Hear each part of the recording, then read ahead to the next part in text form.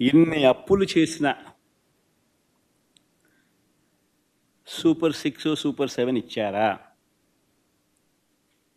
పేదలకు ఏమైనా బటన్లు నొక్కారా? అందరూ ఆలోచన చేయాలి.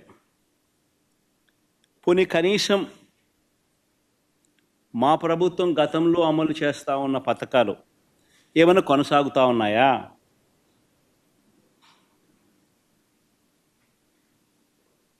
సూపర్ 6 లేదు, సూపర్ 7 లేదు. మా ప్రభుత్వం అమలు చేస్తూ ఉన్న గతంలో అమలు చేస్తూ ఉన్న పథకాలు పిల్లల చదువులకు అవసరమైన పిల్లల చదువులను ప్రోత్సహిస్తూ, ఆ తల్లులను ప్రోత్సహిస్తూ, ఆ పిల్లల చదువుల కోసం, ఆ తల్లుల కోసం ఇస్తూ ఉన్న అమ్మఒడి పాయే, రైతన్నలకు తోడుగా నిలబడే రైతు భరోసా పథకం పాయే, వసతి దీవెన పాయే,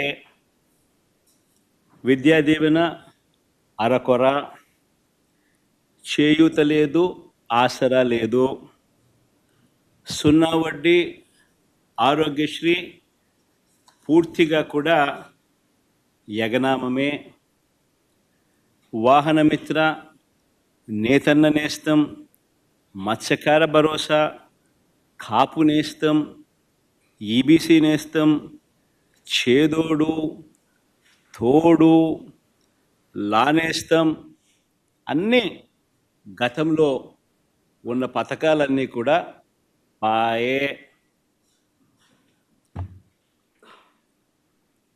పిల్లలకు ట్యాబులు ఇచ్చే కార్యక్రమం కూడా పాయే. మరి నేను అడుగుతా ఉన్నా, 1,45,000 కోట్ల రూపాయల అప్పులు చేసినవి, చేయబోతున్నవి ఎవరి జేబీలోకి పోతా ఉన్నాయి?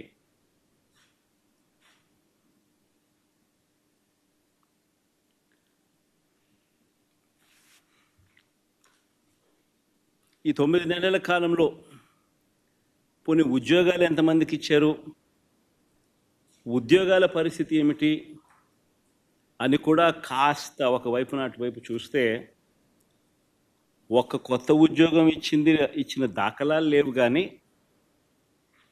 ఊడగొట్టిన ఉద్యోగాలు మాత్రం ఏకంగా 2,60,000 ఉద్యోగాలు, వాలంటీర్ల ఉద్యోగాలు పూర్తిగా తీసేశాడు. 18,000 మంది బ్రేవరీస్ కార్పొరేషన్లో 18,000 మంది వాళ్ళ ఉద్యోగాలు పాయే.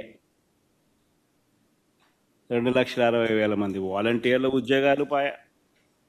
బ్రేవరీస్ కార్పొరేషన్లో మరో 18,000 ఉద్యోగాలు పాయే.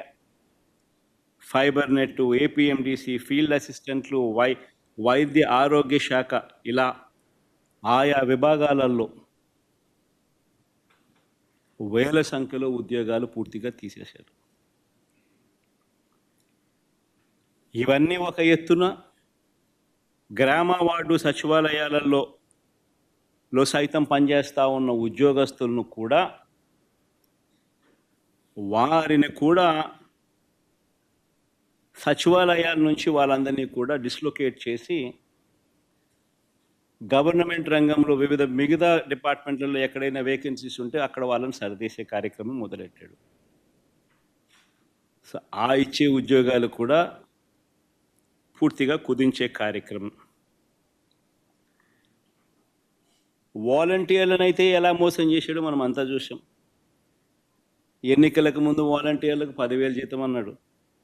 10,000 బాయ, వాలంటీర్ ఉద్యోగం ఉన్నది బాయ. పోనీ ఉద్యోగస్తులనైనా అంత బాగా చూసుకున్నాడంటే వాళ్ళను మోసమే.